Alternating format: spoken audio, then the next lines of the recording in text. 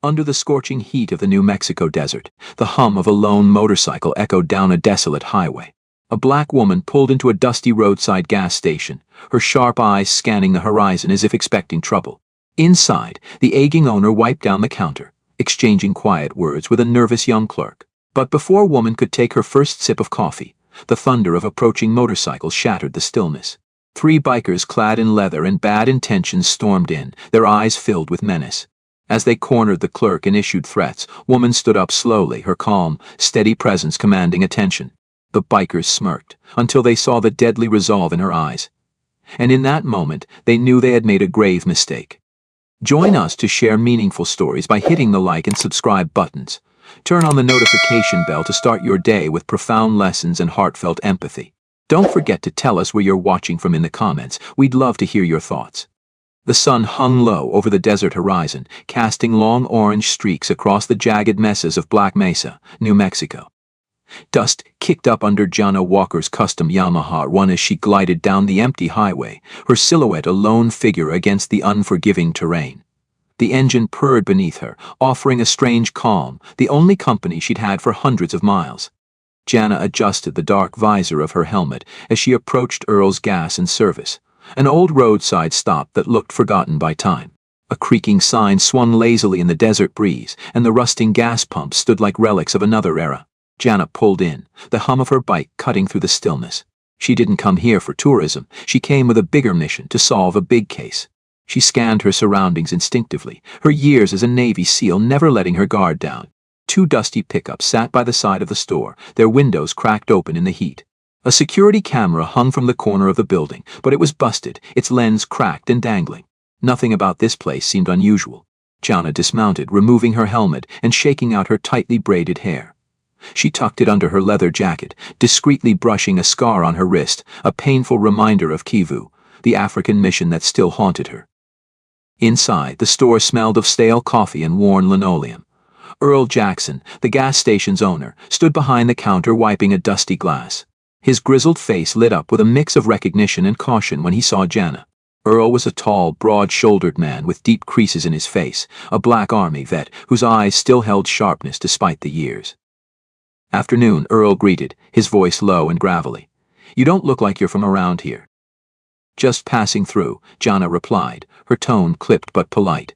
She grabbed a cup from the counter and poured herself coffee, studying the room's exits in her peripheral vision. Old habits never died. "You military?" Earl asked, his gaze lingering on her posture, the way she stood balanced on the balls of her feet, ready. Jana didn't answer, but Earl chuckled knowingly. "Takes one to know one. Army, myself. Long time ago." Before Jana could reply, the sound of motorcycles shattered the calm. She tensed, her hand instinctively hovering near the blade she always carried. Through the window, three bikers rolled in, engines deliberately loud enough to rattle the building. The Wolfpack. The leader, Marco Blade Vasquez, stepped off his Harley first. He was lean and wiry, with sun-scarred skin and a grin that never reached his eyes. His jacket bore the snarling wolf emblem of the Wolfpack, known for extortion, theft, and worse across small New Mexico towns. Blade's two lieutenants, Snake and Tank, flanked him, their presence filling the store with unspoken menace. Earl stiffened behind the counter as Blade sauntered in. His boots clunked loudly against the tile as he scanned the room, his gaze lingering too long on Jana before settling on Earl. "Earl, my man," Blade said, spreading his arms wide like they were old friends. "Heard you missed this month's payment. You know how the sheriff gets when his friends don't chip in." "I've been busy," Earl replied, a hint of defiance in his voice. "Inventory. You know how it is." Blade's smile vanished, his posture tightening. Snake, a greasy-haired man with twitchy hands, stepped forward, knocking over a display of chips. "You hearing this, Blade? Sounds like Earl's got a problem with our hospitality." Jana stayed quiet, sipping her coffee at the far end of the counter, though every muscle in her body was coiled, ready. She watched Blade from the corner of her eye, taking note of the knife holstered at his belt and the bulge of Tank's poorly concealed firearm. "Last chance, Earl," Blade said softly, though the threat was clear. "Pay up, or the place gets torched. Maybe you too." Jana set her cup down, the sound sharp in the tense silence. Blade turned to face her, his smirk returning. "What's your problem, lady?" Don't like the sound of a friendly business deal. Jana looked at him evenly, her voice calm and steady. There's nothing friendly about what you're doing. The store went silent. Blade's smirk faltered, his pride pricked. Snake muttered something under his breath, and Tank took a step forward, his bulk crowding the space. Blade pointed at Jana, trying to regain control. You better watch your mouth. You don't know who you're messing with.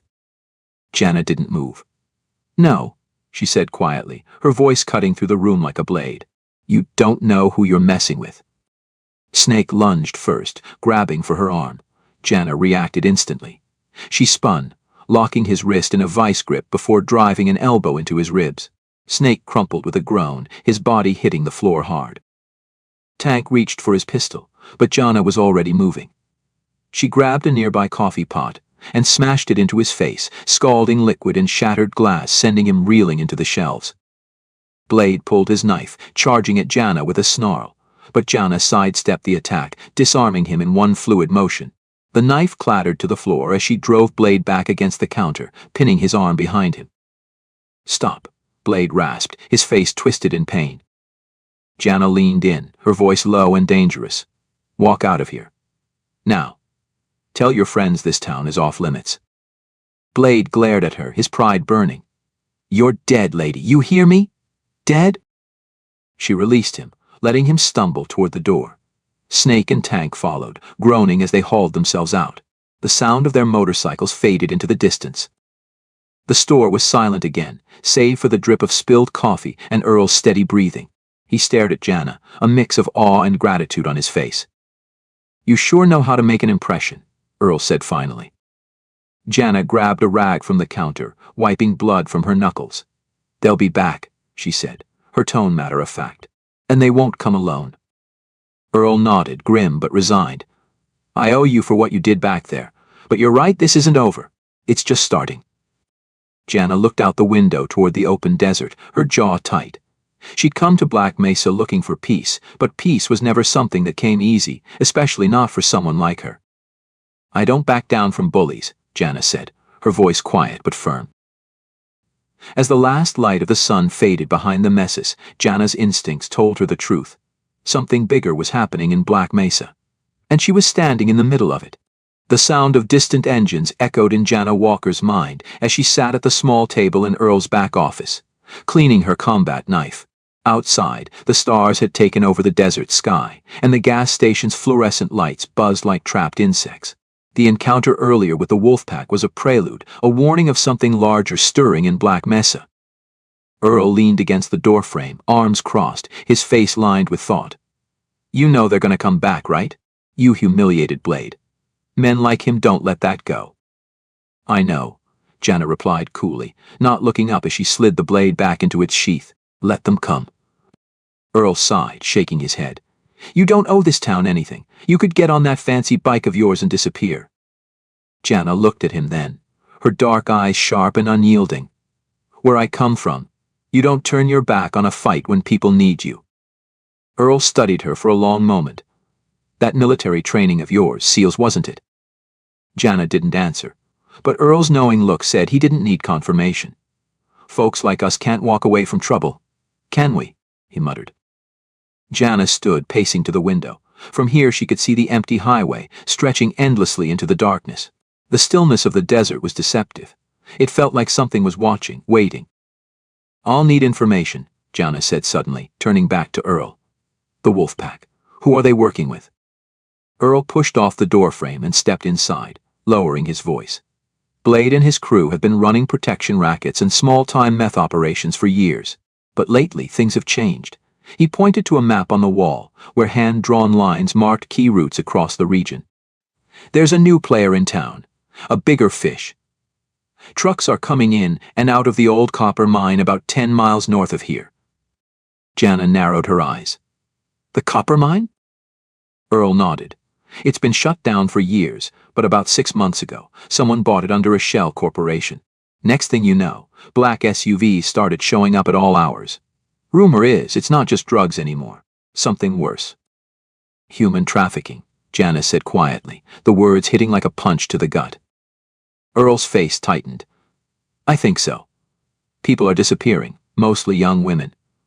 Locals know something's off, but the sheriff's department turns a blind eye. Sheriff Grady Cooper's in Blade's pocket. Jana processed this information, the pieces coming together like shards of broken glass. The Wolfpack wasn't just a gang of small-time thugs. They were muscle for something much larger, something organized. Suddenly, Jana's phone buzzed. It was a secure number, one she hadn't seen in months. She answered without hesitation. A gravelly voice crackled through the line. "Jana, it's Captain Greer." Jana's spine straightened at the mention of her former commanding officer. "Sir." "I've been tracking chatter out of New Mexico," Greer continued. "A cartel outfit. La Garra has expanded into your region. They're using local gangs to move product and people across state lines." La Garra, Jana muttered, recognition flickering through her mind. She'd crossed paths with them before in Africa, a ruthless cartel known for their precision and savagery. "They've got their claws deep in Black Mesa," Greer said. "If you're still the same Jana Walker I trained, I need eyes on that copper mine. This operation goes deeper than you think." And Jana. "Yes, sir?" "Watch your six. These people don't mess around." The call went dead. Jana's grip tightened on her phone, her thoughts racing. Earl's voice broke the silence. "That was someone important, wasn't it? Let's just say I'm not the only one watching what's going on out here." Earl nodded slowly, chewing on his words. "If you're thinking about heading to that mine, you're going to need someone who knows the back roads." "You volunteering?" Jana asked, raising an eyebrow. Earl chuckled. "I've spent 40 years fixing cars for folks who think GPS is just a suggestion. I know every shortcut and every dirt road in this county. Besides, someone's got to have your back." Jana smirked faintly. "Fair enough. Get your gear ready. We leave at dawn." The pre-dawn air was cool and still as Jana and Earl pulled up to a ridge overlooking the abandoned copper mine. Earl's beat-up Jeep groaned in protest, its tires crunching over loose gravel. Jana stepped out, raising a pair of binoculars to her eyes. The mine looked like something out of a ghost story, rusted equipment, collapsing buildings, and winding tunnels disappearing into the earth. But it wasn't abandoned. Not anymore. Jana counted 6 black SUVs parked near a loading dock, surrounded by heavily armed men wearing tactical gear, not bikers, but professionals. Floodlights illuminated the perimeter, and Jana spotted a watchtower with a sniper scanning the area. "Looks like they're expecting company," Earl muttered, crouching beside her. Jana lowered the binoculars, her expression hardening. "They've fortified the place. This isn't just a gang operation, it's cartel-level security." Earl frowned. "What are they guarding?" "That's what we're going to find out." Jana's voice was calm, but her tone brooked no argument. Earl hesitated. "This is big, Jana. Bigger than you and me." She turned to him, her dark eyes burning with purpose. "That's why we're here. If we don't stop this, no one will." Earl nodded, his voice quiet. "Then let's make sure we're ready." Jana scanned the area again, formulating a plan. The mine's tunnels were its strength but also its weakness. If they could get inside unseen, they could find out what La Garra was really doing beneath Black Mesa. She glanced back at the distant horizon. The sun was starting to rise, casting pale light across the desert floor. The fight was coming to her doorstep, and Jana Walker wouldn't be the one to back down. The sun crested the horizon, painting the desert with hues of gold and orange as Jana and Earl made their final approach to the mine. Earl's Jeep bounced over the uneven terrain, its tires kicking up clouds of dust. Jana sat in the passenger seat, her eyes focused ahead, every muscle in her body taut. This wasn't just reconnaissance, it was a calculated risk. If they were caught, they wouldn't get a second chance. "You sure about this, Walker?" Earl asked, gripping the wheel tighter. "There's no backup coming if we screw this up." Jana glanced over at him, her expression unwavering. "We go in, gather intel, and get out. Quick and clean." "And if it's not clean?" Jana checked the sidearm strapped to her thigh, then the knife she'd stowed in her boot. "Then it gets loud." Earl grunted but didn't argue. "Fine. Just remind me to never play poker with you." They parked the Jeep half a mile from the mine, out of sight behind a rise of jagged rocks. Jana led the way on foot, moving with the fluid grace of someone who was born to disappear into the landscape. Earl followed, a little less graceful but steady, holding a well-worn shotgun. From their vantage point on a nearby ridge, Jana scoped out the operation below. The perimeter was active. Men patrolled in pairs, their weapons slung casually but within easy reach. Floodlights still glared, their beams cutting through the shadows of the abandoned buildings. But what caught Jana's attention was the cargo being loaded into trucks, heavy crates, plastic-wrapped bundles, and more troubling, something that looked like makeshift holding cages. "They're not just smuggling drugs," Jana whispered, lowering her binoculars. "They're trafficking people." Earl swore under his breath. "I knew it. Damn animals." Jana's jaw tightened. She'd seen operations like this before in war zones, cages meant for prisoners, holding cells that turned humans into commodities. The realization sent a fresh surge of anger through her veins, but she pushed it down. "Focus." "We'll use the tunnels," she said quietly. "Ligara's professionals, but they won't have full control of the underground routes. They'll think no one's stupid enough to come in that way." Earl gave her a wary look. "You've got a plan, don't you?" Jana smirked faintly. "Trust me." The mine's entrance loomed before them like the mouth of a great beast. Decades of abandonment had left it rusted and sagging, the wooden beams warped from time and heat. Jana motioned for Earl to hold back as she approached first, slipping through the shadows. She checked for tripwires and sensors. Nothing. Sloppy for cartel work, but Ligara likely didn't think anyone would come at them underground. Jana signaled to Earl, and they moved into the dark mouth of the tunnel, the temperature dropping sharply as the earth swallowed them. The air was thick with the scent of dirt and rust, every sound amplified in the silence. Jana switched on a small, red-filtered flashlight and traced the tunnel map Earl had drawn earlier. "You really know this place?" Jana whispered.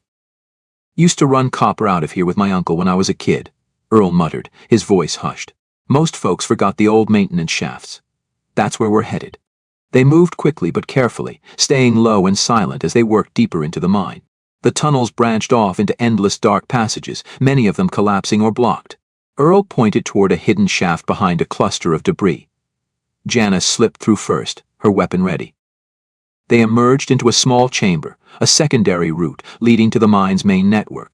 Jana paused, listening. Faint voices echoed through the tunnels, along with the metallic sound of equipment being moved. They were close. "I'll scout ahead," Jana whispered. "Stay here. If things go sideways, get out and get word to the feds." Earl frowned. "You're out of your damn mind if you think I'm leaving you." "Earl." "Save it," he interrupted. "I've come this far. You don't get to play hero alone." Jana gave him a hard look, but there was no time to argue. "Fine. Stay close. And keep quiet." Jana led the way, slipping deeper into the tunnels. They reached a large opening, one of the mine's original chambers, now repurposed as a smuggling hub. Jana crouched behind a rock outcrop, motioning for Earl to do the same. Below them, the mine was alive with activity. Floodlights cast harsh shadows across the cavern, where armed guards stood watch over rows of cages. Inside, Jana saw terrified faces, young women and men, their hands bound, their eyes wide with fear. The sight made her stomach twist with fury. A voice echoed through the chamber, cutting through the noise. Jana spotted him immediately, a man in a tailored jacket, barking orders in Spanish. His posture was commanding, his tone sharp. "That's him," Earl muttered, his voice low. "The guy Blade works for. I heard the name around town. Javier Costa." Jana's blood ran cold. She knew the name. Javier Costa was Ligara's logistics man, overseeing operations across the Southwest. If he was here, then this mine wasn't just a local operation, it was a linchpin in the cartel's network. "Earl, get ready to move," Jana whispered. "We've got what we need. We take this back to the feds, and they'll have enough to shut this place down." But as she turned to leave, a boot kicked loose gravel behind them. Jana froze, spinning with her weapon raised. Two guards stood at the mouth of the tunnel, their rifles trained on her. "Drop it," one of them barked, his finger tightening on the trigger. Earl swore under his breath, raising his hands. Jana's mind raced as she calculated the odds. Two guards, one distracted, one steady. She could take them, but the noise would bring the entire mine down on top of them. Costa's voice boomed below.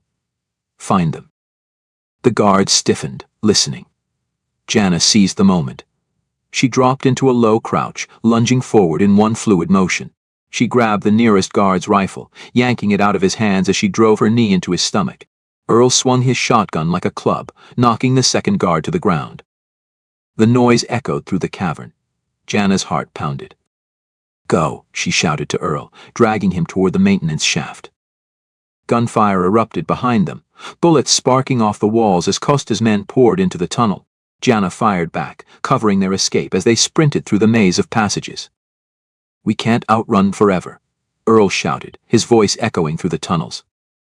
We don't need to, Jana shot back. We just need to get out. Jana led Earl through the narrowest tunnels, using her training to navigate the maze. The gunfire grew fainter as they outpaced their pursuers, adrenaline driving them forward. Finally, they reached the tunnel's hidden exit, a narrow gap in the rocks leading to the desert beyond.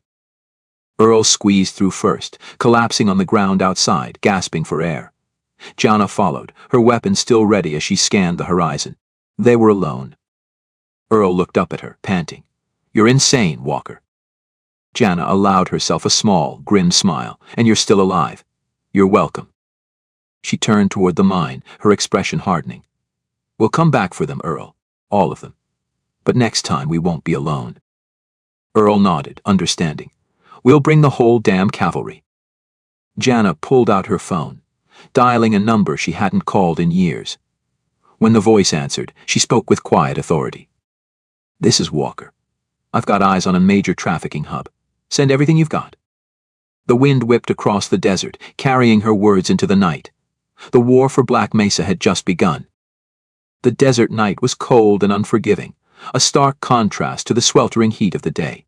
Jana crouched beside Earl's jeep, her phone still glowing faintly from the call she'd just made. The voice on the other end had been calm, clipped, and deliberate, a direct line to someone who could get results. This is Walker. It had been years since Jana had used her old call sign, Walker, a name that echoed from her Special Forces days, reserved for operations in which subtlety was abandoned for raw precision. Earl leaned against the jeep, cradling his shotgun, his face still pale from the firefight in the tunnels. You sure your people are coming? Earl asked, doubt lacing his voice. They'll come, Jana replied evenly, her eyes fixed on the distant horizon. But we're not waiting. We need to rally the town before the wolves come hunting. Earl frowned, wiping the sweat from his brow. You think Blade and Costa will hit the town? They have to, Jana said, her voice hard. We disrupted their operation, and we're holding the evidence. They'll want to silence us before the cavalry arrives. She glanced at Earl. We need to be ready. They arrived at Black Mesa under cover of darkness. The main street was empty, the town still and silent. Jana could feel it in the air, tension coiled like a spring, waiting to snap. First stop, Jana said, gesturing toward a squat brick building at the far end of town, the sheriff's office. Earl grimaced. Sheriff Carver? You think he'll help? That man's been turning a blind eye for years. Jana's gaze hardened. He won't have a choice. They parked outside the sheriff's office. The building was dimly lit, the faint glow of a desk lamp visible through the front window. Jana didn't bother knocking. She pushed the door open, startling Sheriff Carver, a grizzled man with a gut that spoke of too much beer and not enough patrols. What the hell? Carver started, reaching for the revolver on his belt. Easy, Sheriff, Jana said, stepping into the light. We need to talk. Carver's eyes narrowed as he took in Jana's hardened stance and Earl's grim face. You've got no business in here. You have no business letting Costa's cartel turn this town into a smuggling hub, Jana interrupted, her voice cold and measured. She tossed a flash drive onto his desk. That's proof. Photos, names and routes running through this mine. Your name isn't on there, but plenty of your deputies are. You want to tell me why? Carver paled, his eyes flicking to the drive. You don't know what you're dealing with. I know exactly what I'm dealing with, Jana snapped, stepping forward until her presence filled the room. You've got a choice, Sheriff. Stand with the people of Black Mesa or stay out of the way. But if you let Costa burn this town down, there's nowhere you'll be able to hide. For a long moment, Carver stared at her, sweat beading on his forehead. Finally, he exhaled, a defeated sound. What do you want? The sheriff's reluctant cooperation was only the first step. Jana and Earl spent the next few hours moving through Black Mesa, finding allies among the townsfolk. At the diner, Maria, the no-nonsense owner, agreed to rally business owners. They've taken enough from us, she said firmly, rolling up her sleeves. Time to take something back. At the mechanic's shop, Javier, a former Marine who'd returned home to his family, was already checking his rifle when Jana arrived. I knew trouble was coming, he said, nodding grimly. Count me in. Even Sarah, a young deputy Jana had spotted shadowing the sheriff, stepped forward. Half the department's dirty, but the other half's just scared. I'll get the good ones ready. By dawn, Jana had a small group of townspeople gathered in the back of Maria's diner. They were farmers, mechanics, shopkeepers, ordinary people with tired eyes and calloused hands. Earl stood by Jana's side, his shotgun across his chest. Jana stepped forward, her gaze sweeping the room. You know why you're here? Last night we found out what's been happening under our feet. The mine isn't just an operation, it's a pipeline for smuggling drugs and people, and the cartel doesn't care who gets hurt. That ends now. They'll come for us, Sarah said, her voice uneasy. They will, Jana agreed. But this town isn't defenseless. They'll expect us to scatter, to hide, but that's not what we're going to do. We fight smart. We fight together. And we hold out until reinforcements arrive. Javier raised his rifle. What do you need us to do? Jana smiled faintly. We're going to make this town a fortress. Over the next 12 hours, Black Mesa transformed. Farmers' trucks were repurposed as roadblocks, their beds filled with sandbags. Javier and his crew rigged up barricades and choke points along the main road. Earl and Maria worked with the others to stockpile supplies in safe zones. Jana's strategy was clear: delay, disrupt, and defend. She mapped out positions, rooftops for marksmen, alleys for ambushes, and escape routes in case things went south. As the sun began to set, Jana stood on the roof of the diner, watching the last preparations below. The streets were quiet now, the townspeople huddled in basements or armed and waiting. Earl climbed up to join her, a pair of binoculars slung around his neck. Almost feels like we're ready, he muttered. Jana's eyes were on the horizon, where a dust cloud had begun to rise. They're coming. Earl raised the binoculars and swore softly. Headlights cut through the dusk, trucks, motorcycles, and SUVs rolling toward Black Mesa like a storm front. The desert wolves had brought reinforcements. Hope you've got a hell of a plan, Earl said. Jana's expression was calm, her voice low but firm. Let them come. Below them, Javier and the others took up their positions. Sarah stood with a small group of loyal deputies, weapons at the ready. The people of Black Mesa were done being prey. Jana checked her weapon, her fingers brushing over a scar on her hand, a reminder of what war cost. But this time, the fight wasn't in some foreign desert. It was here on home soil, and she'd be damned if she let the cartel take one more innocent life. As the first of the Desert Wolves' trucks roared into town, Jana whispered under her breath, "This is our ground now." The storm broke just as the first wave of Desert Wolves rolled into Black Mesa. Engines roared as motorcycles and black SUVs skidded to a halt on Main Street, headlights sweeping over the hastily constructed barricades. Blade, Costa's second-in-command, dismounted from his bike, a snarl etched on his face. His crew spread out, weapons at the ready, their movements confident, too confident. They thought this would be easy. Jana stood behind an overturned farm truck, her body low, watching through the iron sights of her rifle. Beside her, Earl steadied his shotgun. Javier crouched nearby, his marine instincts sharp and focused. From her vantage point, Jana could hear Blade shouting orders. Clear the road. Take this town apart. Their arrogance would cost them. Jana tapped her earpiece, her voice calm but firm. Positions ready. Ready on the rooftop, Sarah replied from above, her voice tense. 3 targets marked. Javier? Main alley secure. My team's in position, he confirmed. Jana drew a deep breath, steadying herself as the Desert Wolves advanced, their boots crunching gravel, weapons raised. Wait for my signal. The wolves moved closer, shouting taunts and firing warning shots into the air to terrify anyone watching. But Black Mesa's defenders held their ground. Blade stepped into the center of the street, cocking his pistol and grinning toward the barricade. We know you're hiding, Walker. You think a bunch of farmers and shopkeepers can stop us? Come out, and maybe we'll go easy on you. Jana keyed her radio one last time. Go. The street exploded into chaos. Javier's team struck first. From the alleys, a barrage of gunfire erupted, sending 2 wolves sprawling before they could react. Sarah's marksmen on the rooftops fired with deadly precision, taking down the ones in open positions. Blade's men scattered, diving for cover, their arrogance shattered. Ambush. Ambush, Blade shouted, his voice cracking as his gang fumbled to regroup. Jana rose from behind the truck, her rifle barking with controlled bursts. She dropped one man, then another. Her movements were fluid, every shot placed with military precision. Earl flanked left, unleashing his shotgun with booming fury, driving the wolves back.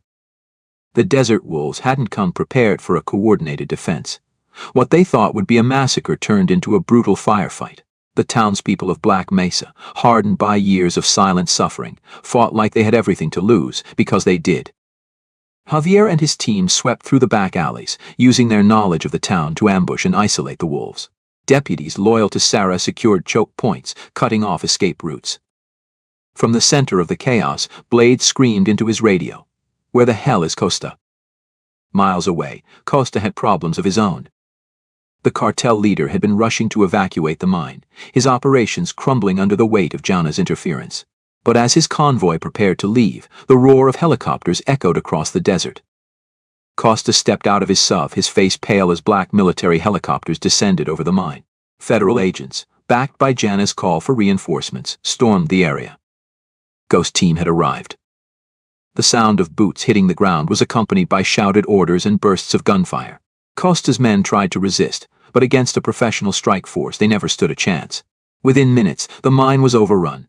Captives were freed, trucks seized, and Costa's empire lay in ruins. As he was dragged out of his SUV by agents, Costa's radio crackled. Blade's panicked voice came through. "Boss, it's a trap. They're everywhere." Then silence. Costa knew it was over. Back in Black Mesa, Blade's forces were broken, their numbers decimated. Smoke filled the air as the last of the desert wolves huddled behind cars and debris, trapped. Jana moved forward through the dust, her rifle lowered but ready.